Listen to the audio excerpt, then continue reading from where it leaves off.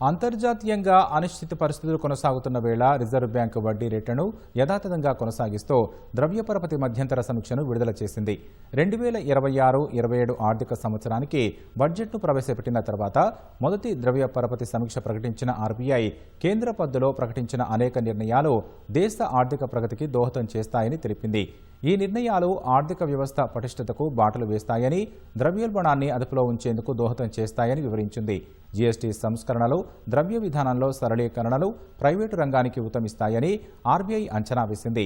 ఇది కార్పొరేట్ కంపెనీలు, అసంఘటిత రంగం స్థిరమైన వృద్ధికి బాటలు వేస్తాయన్న ఆర్బీఐ భారత్ EU మధ్య స్వేచ్ఛా వాణిజ్య ఒప్పందం, అమెరికాతో ఖరారైన వాణిజ్య ఒప్పందం కూడా ప్రగతికి బాటలు వేస్తాయని తెలిపింది. ఈ కారణంగా ప్రస్తుత ఆర్థిక సంవత్సరంలో 7.4% వృద్ధి నమోదవుతుందని అంచనా వేసింది.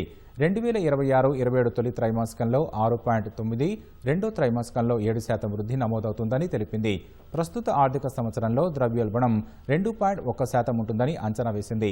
2026-27 ఆర్థిక సంవత్సరం తొలి త్రైమాసికంలో 4%, రెండో త్రైమాసికంలో 4.2% ద్రవ్యోల్బణం నమోదు కావచ్చని తెలిపింది. తదుపరి ద్రవ్య పరపతి సమీక్షను ఏప్రిల్ 8న ప్రకటిస్తామని వెల్లడించింది.